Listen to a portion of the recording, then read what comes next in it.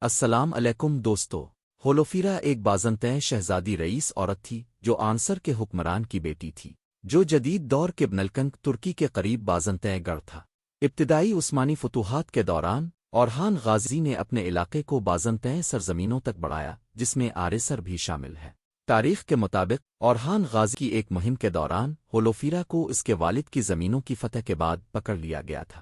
ایک قیدی کے طور پر رکھنے کے بجائے کہا جاتا ہے کہ اس کی شادی اورحان غازی سے ہوئی تھی۔ اس شادی نے ممکنہ طور پر ایک سیاسی اتحاد کے طور پر کام کیا، جس سے نئے فتح شدہ بازنطین علاقوں پر عثمانی کنٹرول کو مضبوط کرنے میں مدد ملی۔